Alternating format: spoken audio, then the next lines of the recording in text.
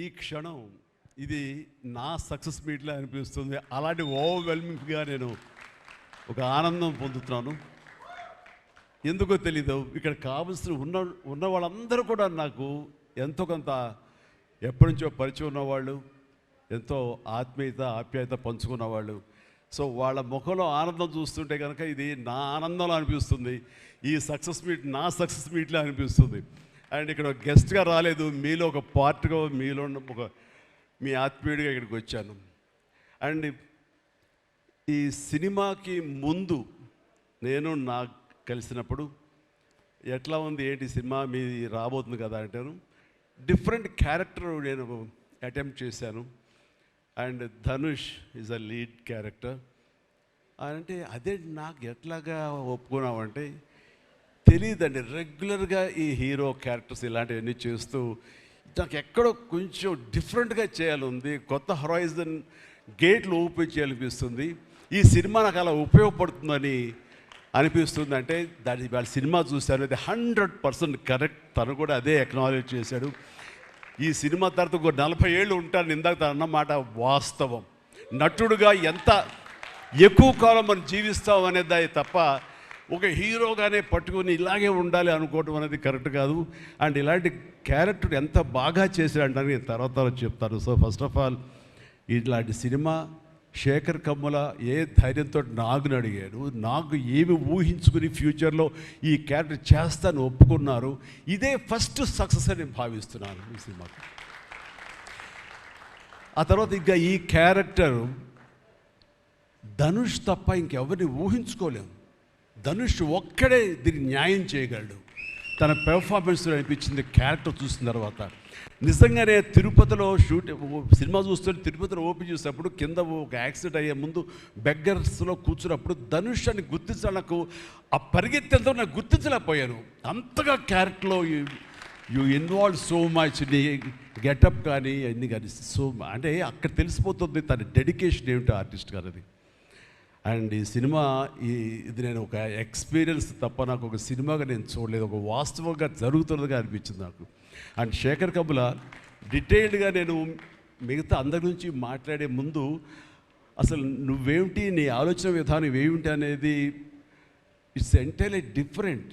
25 సంవత్సరాల పాటు నువ్వు అనుకున్న విధంగా, నువ్వు అనుకున్న క్యారెక్టర్స్ తోటి, నువ్వు అనుకున్న కంటెంట్ తోటి 10 సినిమాల కంటే ఎక్కువ చేయకపోయినా సరే ఒక్కొక్కటి ఒక ఆణిముత్యంలాగా చేసుకుంటూ ప్రజల గుండెలో, ప్రేక్షకుల గుండెలో ఒక సుస్థిరమైన స్థానం ఏర్పరచుకున్నావు.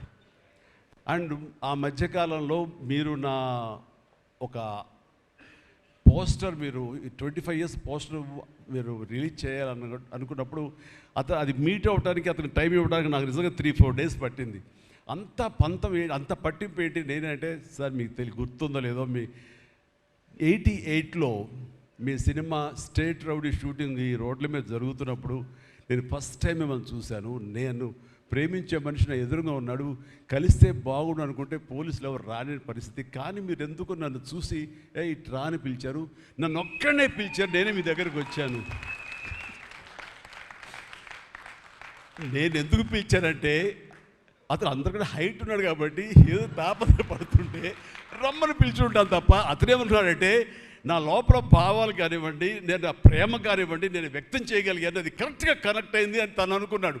బట్ ఏమనుకున్నా సరే వచ్చిన తర్వాత నన్ను మీట్ అయిన క్షణం ముందు వరకు భవిష్యత్తులో ఏం చేయాలో తెలీదు, ఎడ్యుకేషన్ ఉంది కాబట్టి ఎటు వెళ్ళాలో తెలియనటువంటి 17-18 years ఉంటాయి అప్పుడు అతనికి. 36 years అయిపోయింది కలిసి, ఫస్ట్ టైం కలిసి. ఆ క్షణాన నన్ను చూడగానే, నాతోటి కూర్చోగానే, నాతో మాట్లాడగానే, నేను నా షేక్ హ్యాండ్ తీసుకోగానే ఆ క్షణం డిసైడ్ అయిపోయింది. యాంబిగ్యూటీ, డౌట్ లేదు, ఖచ్చితంగా నేను సినిమా ఇండస్ట్రీలో సెటిల్ అవ్వాలని ఆ రోజు నిర్ణయించుకొని తను చెప్పడం అన్నది నాకు ఎనలేని సంతోషంగా ఉంది. నేను గర్వించే, నన్ను ప్రేమించే మనిషి, నన్ను అభిమానించే మనిషి ఈ రోజున ఈ స్థాయిలో ఉండి ఇంతమంది చేత ప్రశంసలు పొందుతున్నాడంటే కనుక హ్యాట్స్ ఆఫ్. ఇది గర్వం నీవు కాదు, నీలాంటి వ్యక్తి నన్ను ఇన్స్పిరేషన్గా తీసుకుని ఇందులో ఇండస్ట్రీ వచ్చి నీ సొంత టాలెంట్ తోటి, నీ సొంత ఆలోచనతో, నీ కమిట్మెంట్ తోటి ఈరోజు ఈ స్థాయికి ఉన్నందుకు ఫస్ట్ ఆఫ్ ఆల్ ఈ సిల్వర్ జూబ్లీ ఇయర్ సందర్భంగా మనస్ఫూర్తిగా నా అభినందనలు మరొకసారి తెలియజేస్తాను శేఖర్ కమ్ముల. ప్లీజ్. అంటే శేఖర్ కమ్ముల సినిమాలు నేను ఎప్పుడు చూస్తూనే ఉన్నాను, అన్నీ చూసాను దాదాపుగా. అది వాస్తవానికి నిజానికి చాలా దగ్గరగా అనిపిస్తాయి. అంటే తన ఫస్ట్ పిక్చర్ చూస్తుంటే ఆ క్యారెక్టర్స్ ఆనందం, రూప వీళ్ళు ఎలాగ ఉన్నారు, ఇంకా ఉండుంటారు కదా అని ఆ క్యారెక్టర్స్ కనబడి తప్ప ఆ యాక్టర్లు కనపడరు. వాళ్ళ తర్వాత చేసిన సినిమాలు మనకు గుర్తుకు రావు. దీంతో కనెక్ట్ అవ్వదు. అలాగే ఫిదా, భానుమతి, వరుణ్, అలాగే ఈ ప్రతిమలో శ్రీరామ్, గోదావరిలో శ్రీరామ్, సీతా మహాలక్ష్మి, ఈ క్యారెక్టర్స్ కనపడతాయి. ఎందుకో చూడండి, ఈ సినిమాలో కూడా ప్రతి ఒక్కడు ధనుష్ని దేవా అంటున్నారు, నా ఫ్రెండ్ ఏమో దీపక్ అంటున్నారు తప్ప పేర్లు పెట్టి ఎవరు పిలవట్లేదు, గుర్తుంచుకోవట్లేదు. గబుక్కుని దేవాను వస్తుంది. నాకు అలాగే అనిపిస్తుంది ఇప్పుడు. అంటే క్యారెక్టర్ని అంతగా ప్రొజెక్ట్ చేస్తారు. ఇంతకంటే బెస్ట్ ఎగ్జాంపుల్ లేదు. ఎప్పుడో చూసి సినిమాలకి ఆ క్యారెక్టర్స్ పేరు, నా సినిమాలో నా క్యారెక్టర్స్ నాకు పేరు గుర్తుండవు నాకు. అలాంటిది తన సినిమాలో క్యారెక్టర్స్ ఇప్పటికీ గుర్తున్నాయి నాకు. రూప అనే పేరు ఎందుకు గుర్తుందంటే అందులో తండ్రి పాత్ర మెంటల్గా రిటార్టెడ్ రూపాన్ని పిలుస్తాడు. ఆనంద్ అఫ్కోర్స్ హీరో పేరు, అది గుర్తుండిపోయింది. అట్లాగే వరుణ్ సినిమాలో ఫిదాలో భానుమతి సెపరేట్ కేజ్ అంటుంది కదా ఒక డైలాగ్, సెపరేట్ పీస్ ఏదో అంటుంది. అలాగే హైబ్రిడ్ పెళ్ళి అంటుంది. అలాగా తన క్యారెక్టర్స్ గుర్తుండిపోతాయి. అది తన గొప్పతనం. అవి వాస్తవికంగా ఎక్కడో ఇంకా ఉండుంటాయి, వాళ్ళు ఎక్కడో జీవించుంటారు అన్న ఫీలింగ్ ఇస్తుంది. అలాంటి రియల్గా అతని కాన్సెప్ట్ కానీ అది చెప్పాలంటే అదొక పిచ్చి. నేను అనుకున్నది తప్ప ఇంకోలాగా కాదని. ఇందాక నాకు అన్నారు కదా, నేను మామూలుగా ఎప్పుడు వచ్చే విధంగా నడుచుకుంటూ వస్తుంటే నాకు అలా వద్దు ప్లీజ్, దయచేసి మీరు నా క్యారెక్టర్ నడవాలి. నీ క్యారెక్టర్ నడవాలంటే ఎలా నడవాలి తెలియదు నాకు. నాకు వచ్చిన నడకే ఇది అని చెప్పి ఇందాక ఇద్దరు అనుకుంటాం. నాకు తెలిసిన నడకే ఇది కాదండి, మీ హీరోలా నడుస్తున్నారు, స్టైలిష్గా నడుస్తున్నారు. నేను స్టైలా, నేను హీరోలాగనా అని అంటే కాదు అంటూ ఆ క్యారెక్టర్ చూస్తుంటే నాకు మీరు చాలా డిఫరెంట్గా కనపడ్డారు. నాకు రెగ్యులర్గా కనపడలేదు. మీకుండే ఆ కింగ్ నాగ్ అని కానీ ఆ గ్లామర్ మన్మధుడు యొక్క స్టైల్ ఒక చామ్ ఉంటుంది కదా, ఈ సినిమాలో అది కనపడకుండా జీవితంలో నలిగిపోయినటువంటి, మానసికంగా ఫిజికల్గా నలిగిపోయినటువంటి ఒక మనిషి కనపడుతున్నారు. అది మీ క్యారెక్టర్. ఏంటి ఇలాగుందేంటి నలిగిపోయినట్లుగా, బహుశా జైలు నుంచి బయటికి మళ్ళీ ఎప్పుడు వచ్చినప్పుడు మళ్ళీ ఫుల్ గ్లామర్లో కనపడతాడేమో సూటు గిట్ వేసుకుని. అంటే అప్పుడు కూడా భారంతోటో మానసికంగా ఆ ఒక దీనితోటో ఆ సంఘర్షణతోటో ముఖంలో ఆ హెవీనెస్ తోటో జీవితంలో ఏదో పోగొట్టుకుని ఏదో సాధించాలని ఏదో అనుకోవాలని ఏదో రకంగా అయిపోయినట్లా ఈ పరిస్థితుల్లో అన్న మీమాంసలో నలిగిపోతాం. ఆ నలిగిపోవడం అనేది ఫిజికల్గా and appearance wise performance wise చూపించగలిగాడంటే అది హెడ్స్ ఆఫ్ నాగ్. మీరు అన్నట్లుగా ఇది మీకు డిఫరెంట్, ఇంకో కోణం నుంచి మీకు హొరైజన్ మీకు ఓపెన్ అయ్యింది, ఇంకొక డోర్ ఓపెన్ అయ్యింది. తద్వారా బోల్డ్ అని ఫెంటాస్టిక్ క్యారెక్టర్స్ వస్తాయి. అండ్ మీరు అనుకున్నది ఉంటుంది, మీ లాంజివిటీ ఇంకా పెరుగుతుందని అనుకుంటున్నాను. మీ దోవలో నేను కూడా మీకు సమంగా నేను వచ్చేస్తాను నేను అనుకుంటున్నాను. అంటే ప్రతిసారి నాకు అన్ని విషయాల్లో కూడా నాకు సోర్స్ ఆఫ్ ఇన్స్పిరేషన్ అనిపిస్తుంది. అది హెల్త్ కానివ్వండి, కంపోజ్డ్ బిహేవియర్ కానివ్వండి, ఒక ట్రాంక్విల్ ఆలోచనలు కానివ్వండి, స్థితప్రజ్ఞత కానివ్వండి, ఏం జరిగినా సరే అటు నవ్వుకుంటూ సరదాగా ఉంటాం. ఇవన్నీ చూస్తుంటే నాకు ఎంత ప్రశాంతంగా ఉంటాడు, ఎంత మానసికంగా ఉంటుందని. సో అలాగా ఈ ప్రొఫెషనల్గా కూడా ఈ సినిమాతోటి తను వెళ్ళే దారిలో వై నాట్ నేను కూడా రేపు పొద్దున ఏదైనా అవసరం వచ్చి ఓటీటీలో ఏదైనా సినిమాలు చేయాల్సి వస్తే కనుక ఏం ప్లాన్ నార్సింగ్ నువ్వే గబుని అన్నా కదా, గబుకొని రెడీ అయ్యి వచ్చే రేపు పొద్దున ఇంటికి. సో ఓటీటీలో ఏదో సినిమాలు చేయాల్సి వచ్చినా సరే, వెబ్ ఫిల్మ్ చేయాల్సి వచ్చినా సరే, దానికి కూడా మనం సమాయత్తం అవ్వాలి. దానికి నాకు ఈ రోజున నాకు తీసుకున్న నిర్ణయం నాకు కూడా ఒక ఇన్స్పిరేషన్గా అనిపిస్తుంది. Sir well done. ఈ సినిమా ప్రతి ఒక్కరికి న్యాయం జరిగింది ఈ సినిమాలో. అండ్ నా డైలాగ్ నువ్వు అనేస్తావు నాకు ఇందాక, నేషనల్ క్రష్, నా క్రష్ కూడా. అందుకని నేను ఆ మాట అనను కానీ అనుకుంటాను అంతే, పైగా మాత్రం నేను అనను. సరే అమ్మా, ఫెంటాస్టిక్ అమ్మా నువ్వు. అండ్ ఇప్పుడు కదా తన ఫస్ట్ సినిమా హీరోయిన్గా వచ్చినప్పుడు ఆ సినిమాకి ఇలాగే నేను గెస్ట్గా వచ్చాను. ఆ రోజు నుంచి తన్ని అబ్జర్వ్ చేస్తుంటే నటనా పరంగా కానివ్వండి, తన ఇమేజ్ పరంగా కానివ్వండి, day by day film after film ఎక్కడికో వెళ్ళిపోయింది. ఇది నేషనల్ క్రష్ కాదు, ఇంటర్నేషనల్ క్రష్ అయిపోయింది అమ్మాయి. అండ్ గాడ్ బ్లెస్ యూ అమ్మా, నువ్వు ఎంత బాగా పెర్ఫామ్ చేస్తావంటే నేను చూస్తుంటే నీ కళ్ళు తప్ప ఇంకేమైనా అట్రాక్ట్ చేసుకోవు, కళ్ళు ఒకలా చూస్తుంటావు నేను. అండ్ ఆ కళ్ళతో ఏం పలికిస్తుంది ఎక్స్ప్రెషన్ అంటే ఇంకా అంత ఇంత కాదు. అండ్ ఈ సినిమాలో ఎంత నిడివి ఉంది, ఎంత లెంగ్త్ ఉంది క్యారెక్టర్ అనే దానికంటే ఎంత ఇంటెన్సిటీ ఉంది అంటే అందులో మాత్రం చూపించగలిగింది ప్రతిదీ. ముఖ్యంగా బిడ్డను హోల్డ్ చేసినప్పుడు అక్కడ ఒక కన్నతల్లిలాగా, ఒక అమాయకంగా ఒక ప్రియుణ్ణి మోసపోయినప్పుడు వాడి వల్ల ఎక్కేసినప్పుడు నాకు చూడాలి అందులో సౌందర్య వచ్చేసి అప్పారావు వస్తాడు ఇంకా అటు కోసం వెయిట్ చేస్తానంటే పిచ్చమొహం అన్నట్టు ఫీలింగ్ వచ్చింది. అంత అమాయకురాలాగా ఉంది. అది మళ్ళీ ఇందులో కనిపించింది నాకు, ఆ సౌందర్య కనిపించింది ఆ క్యారెక్టర్ చేయటంలో. You done fantastic job. ఆ తర్వాత సీరియస్నెస్గా పెంచుకుంటూ, ఆ తర్వాత దేవాకి సపోర్ట్గా ఉంటూ అండ్ దేవాన్ని ఓన్ చేసుకునే విధంలో మాత్రం నీ ట్రాన్స్ఫర్మేషన్ కానీ నీ characterization well design and well performed. Fantastic అమ్మా, ఫెంటాస్టిక్. అండ్ ఇంకా మిగతా క్యారెక్టర్స్ అందరూ అన్ని రకాలుగా అన్నీ బాగా చేసినా సరే నిజంగా చెప్తాను, హృదయానికి హత్తుకుపోయిన క్యారెక్టర్ ధనుష్. అంటే ఈ క్యారెక్టర్కి ధనుష్ తప్ప ఇంకెవరు లేరని, ఇంకెవరు చెయ్యలేరు. ష్యూర్ ఇంకొక హీరో లేడు. అంత పెర్ఫార్మ్ ఇచ్చి హీరో ఇమేజ్ ఉండి, స్టార్ ఇమేజ్ ఉండి, అన్ని రకాల కాంబినేషన్లో ఉండి చేసే మనిషి అంటే the one and only star in India is Dhanush. ధనుష్ని మైండ్లో పెట్టుకుని ఈ క్యారెక్టర్ డిజైన్ చేసావా శేఖర్? లేదు, నీ క్యారెక్టర్కి అతను అనుకోకుండా సరిపోయాడా అని అంటే నాకు లేదు. నువ్వు ధనుష్ని దృష్టిలో పెట్టుకుని ఈ క్యారెక్టర్ డిజైన్ చేసేవేమో అనుకో అనిపిస్తుంది నాకు. ఎందుకంటే ఈయన సపోజ్ నేను చేయలేని శేఖర్, ఐ వెరీ సారీ, நான் ரொம்ப பிஸியாக இருக்கேன், நான் பண்ண முடியாது అని சொன்னா என்ன பண்ணுவேని? ఎవరున్నారు చేయడానికి? నన్ను అడిగితే నా వల్ల కాదు, నాకు వద్దని బాబు ఈ కష్టాలు ఇవి నాకు ఇలా ఎవరు లేరు. అంత న్యాచురల్గా ఆ క్యారెక్టర్లో ఇమిడిపోయి ఆ క్యారెక్టర్ని అంత బాగా చూపించడం అనేది ధనుష్ తప్ప ఇంకెవరు లేరు. ధనుష్ నీకు బెస్ట్ యాక్టర్ అని చాలా మామూలు అయిపోయింది. మాకు ఎప్పుడైనా వస్తే వావ్ నాకు వచ్చిందో నేషనల్ బెస్ట్ యాక్టర్ అనుకోవాలి తప్ప నేను. బట్ నీకు ఇది మామూలు అయిపోయింది. మళ్ళీ ముందస్తుగా నీకు అడ్వాన్స్గా చెప్పేస్తున్నాను, నీకు కంగ్రాట్స్. నీకు బెస్ట్ యాక్టర్ అనేది ఖచ్చితంగా రావాలి. లేకపోతే అందుకే నేషనల్ అవార్డ్స్కి అనేదానికి మళ్ళీ అర్థం లేదు. బట్ అది నీకు ఇది మామూలే, కానీ నీకు ఈ సినిమాకి వస్తే కనుక ఇందులో ప్రతి ఒక్కరికి ఇది గర్వకారణం. అది definite you will win. Fantastic. ఇక ప్రొడ్యూసర్స్గా మన సునీల్ ఉన్నాడు. సునీల్, భారత్ వీళ్ళిద్దరికంటే కూడా వాళ్ళ నాన్నగారు నాకు అత్యంతమైనటువంటి గౌరవనీయులు. అంత పెద్ద మనిషి ఆయన, అంత నిక్కార్సైన మనిషి. ఈ సినిమా బిజినెస్లో అంత ఆనెస్ట్తో ఉండే మనుషులు ఎవ్వరు లేరు నాకు తెలిసి. నాగార్జున ఎవరి కాళ్ళకి దండం పెట్టడు, ఒక్క మీ నాన్నగారికి తప్ప.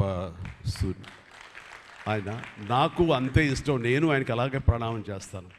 అంతటి ఇది ఆయనకు పుట్టిన బిడ్డలుగా ఆయన గౌరవాన్ని కాపాడుతూ ఆయన లెగసీని కంటిన్యూ చేస్తూ మీరిద్దరు ముందుకు వెళ్ళటం, మీరే కాకుండా థర్డ్ జనరేషన్ జాన్వి కూడా అదే దాంట్లో వెళ్ళటం అనేది జరుగుతుంది.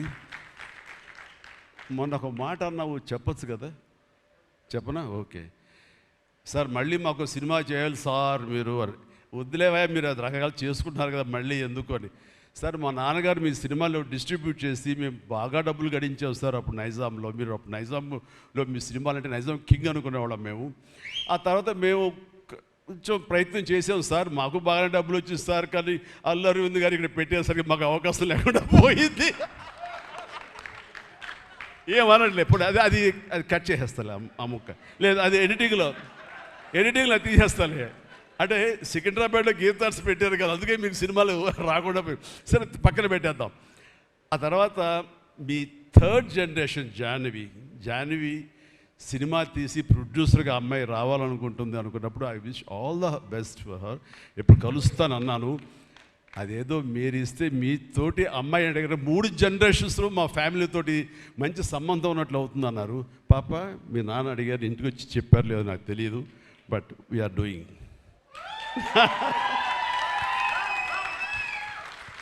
ధనుష్ చేసిన ఛాలెంజింగ్ లాంటి క్యారెక్టర్స్ వద్దమ్మా. ఫన్ ఓరియంటెడ్, మాస్ ఓరియంటెడ్, మనది సరదాగా గ్లామర్ ఇంతే. Okay, right. సో ఈ రకంగా 3వ జనరేషన్ కూడా ఎస్ ప్లీజ్ ఈ లెగసీ ఇలాగే కంటిన్యూ అవుతుండాలి, మీ ఫ్యామిలీ బాగుండాలి నాన్నగారు ఆశీస్సులతోటి. అండ్ ఇలాంటి కుబేరా సినిమాలు మరి ఎన్నో సక్సెస్ఫుల్ సినిమాలు చేయాలి. ఇందాక ధనుష్ అన్నట్లుగా మీ మొక్కల ముందు నవ్వు ఉండాలి. ఇప్పుడు నవ్వు కొంచెం ప్లీజ్. Thank you. మీరు నవ్వుతూ ఉంటేనే మా అందరికీ నవ్వు ఉంటుంది, మేము నవ్వుతూ ఉంటాం. Thank you. అండ్ మిగతా టెక్నీషియన్స్ పరంగా చూస్తే కనుక నికేత్ కెమెరామెన్, డిఓపి నేను ఎప్పుడు చూడలేదు. Hi Niketh, I haven't seen your films. I don't remember even. But the way you are presenting yourself here is very much appreciable. I could see the energy, what you are pouring here, definitely it will reflect on the stage. Otherwise, Nagarjuna would have been praised you so much. And you also grab my attention. And future, I don't know, yes, maybe. And you have done a fantastic job. So initially when villain scenes are happening, that time I could see the top floor swimming pool. There I could see the richness of the film. So hardly they would have spent anything. So riches comes not because of the money. Riches comes with your viewfinder. So that way our credit goes to the whole film has grabbed attention and it looks very rich. So definitely please, I will awaiting you in future, and all the very best. Good luck. Done a great job as far as the camera is concerned. And then మా యోగేశ్వరుడు మా పెద్ద అనుకోండి పాపం లేని వయసు వద్దు sir కూర్చోండి sir మీరు please sit down take your seat కూర్చో సార్ మీరు లెగదు సార్ మమ్మల్ని ఇబ్బందిగా ఉంటుంది ఇద్దరం చాలా నువ్వు అనుకుని మాట్లాడే పరిచయం మాకు శుభలేఖ సినిమా నుంచి 1980 నుంచి వీఆర్ వర్కింగ్ టుగెదర్ ఈ మధ్యకాలం వరకు కూడా ఎప్పుడైనా సెట్కి వస్తాడు రాగానే సినిమా అడుగుతాడేమో నెక్స్ట్ సినిమా ఏం చేద్దాం అడుగుతాడంటే బాబాయ్ ఈసారి మీ ఇంటి నుంచి నాకు ఆవకాయ పచ్చడి రాలా అంటాడు mango pickle as for mango pickle from my house so ఈసారి పంపించాను బాబు వస్తుంది శుభం ఫెంటాస్టిక్ నువ్వు ఈ వయసులో కూడా ఇంత బాగా పనిచేస్తున్నావు ఇంత కష్టపడుతున్నావు అంటే కనుక అవసరమా అనిపిస్తుంది రిటైర్ అవ్వచ్చు కదా హ్యాపీగా రెస్ట్ తీసుకోవచ్చు కదా అని కానీ మన సోల్స్ అవే రిటైర్మెంట్ అది తీసుకోలేము కష్టపడి పనిచేయటంలోనే మనకు ఆనందం ఉంటుంది కష్టపడి పనిచేయటంలోనే ఈ ఇష్టమైన పురుషుల్లో మనం ఉంటాం మన లాంజివిటీ ఉండాలి అంటే మనం ఇందులోనే ఉండాలి ఖచ్చితంగా అండ్ భగవంతుడు ఇంకా సంపూర్ణ ఆయురారోగ్యాలు ఇవ్వాలి నాన్నగారు ఆయన పనితనం నాకు గుర్తుంది ఆయన దగ్గర కూడా పనిచేశాను నేను అలాగే ఇప్పుడు నీతో కూడా పని కొనసాగిస్తున్నాను అండ్ ఈ సినిమాలో నువ్వు పార్ట్ అవటం అనేది it is great wonderful Tharani please and ఇక్కడ చూస్తుంటే యంగ్స్టర్స్ ఎంత ఎంతూజియాస్టిక్గా ఉన్నారంటే వాళ్ళందరినీ పేరున నేను పిల్లలని కానీ యంగ్స్టర్స్ అంటే ఇండస్ట్రీ ఎంత ఫ్రెష్గా ఎంత యంగ్స్టర్స్ తోటి ఎనర్జీతో ఉంది అంటే అంత అయితే కాదు నాకు అనిపిస్తుంది అబ్బా మన ఇండస్ట్రీ ఏమైనా ముసలిదైపోయిందా అని అనిపిస్తుంది అప్పుడప్పుడు అద్దంలో మమ్మల్ని మేము చూసుకుంటూ కానీ ఈరోజు ఇక్కడ చూస్తుంటే కనుక ఇంతమంది యంగ్స్టర్స్ తోటి అండ్ చాలా బబ్లింగ్గా చాలా బాగుంది ఈ ఇండస్ట్రీ కొనసాగాలి ఎలాగే అంటే కనుక మీలాంటి యంగ్స్టర్స్ రావాలి ఇలాంటి యంగ్స్టర్స్ వల్లనే మేమంతా పుంజుకుంటాం నేను ఈ రోజున కొత్త డైరెక్టర్స్తో పనిచేస్తాను అనిల్ రావుపూడి కానీ బాబీ డైరెక్టర్ కానీ వశిష్ఠ్ కానీ ఇలాంటి యంగ్స్టర్స్ పనిచేస్తుంటే ఎక్కడ లేని ఎనర్జీ వాళ్ళ దగ్గర ఉంటుంది వాళ్ళ నుంచి కొత్తను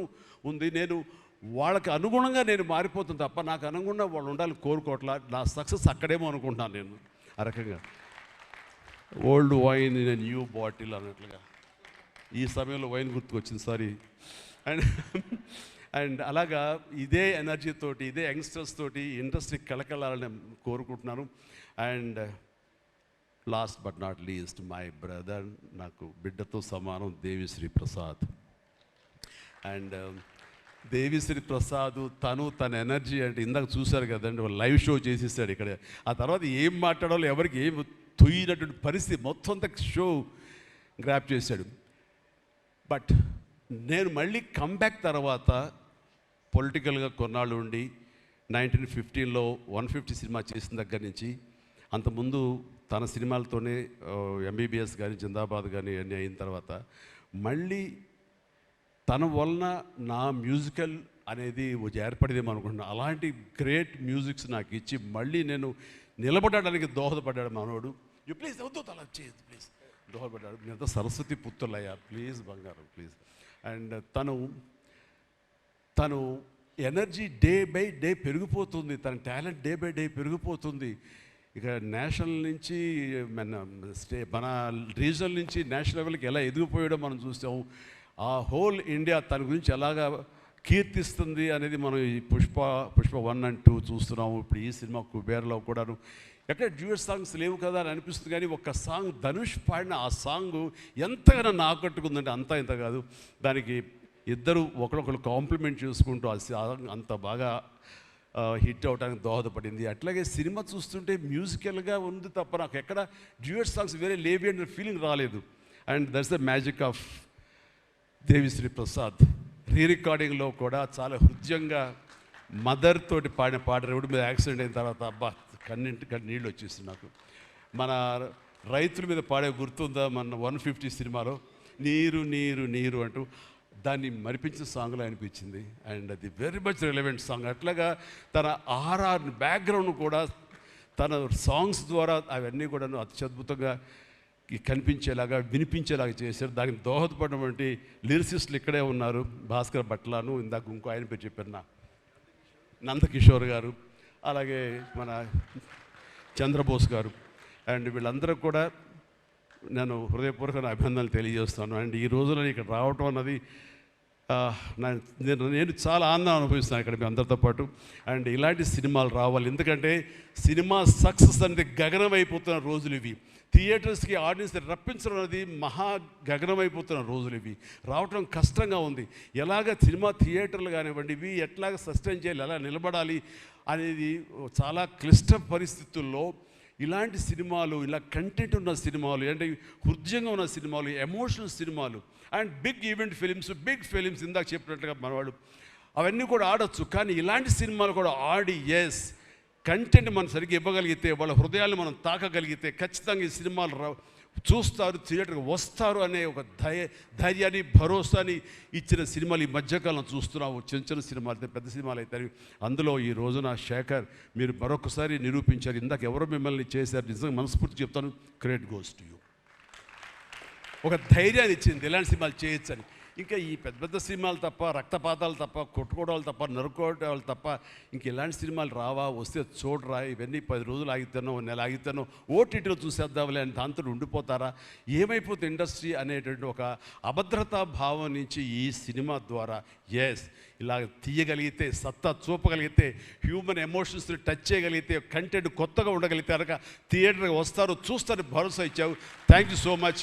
and God bless you, god bless you, and God bless you all. Please ప్రతి ఒక్కళ్ళు నాకు ఈ అవకాశం ఇచ్చినటువంటి ప్రొడ్యూసర్స్ గారికి, రామ్మోహన్ రావు గారికి, అలాగే భారత్ పాప నీకు కూడా అందరికీ నా హృదయపూర్వక ధన్యవాదాలు. మరొకసారి ఇక్కడ ఉన్నటువంటి 50 మంది యంగ్స్టర్స్కి అండ్ రెస్పెక్టెడ్ టెక్నీషియన్స్కి నా శుభాకాంక్షలు, నా ధన్యవాదాలు తెలియజేస్తాను. మరొకసారి love you man, love you, love you, love you, love you, love you. God bless you. అండ్ ఇప్పుడు నాగ్ మీ దారిలో నేను నడుస్తాను. Follow the leader. Thank you Shyamala, you done a good job. God bless, god bless.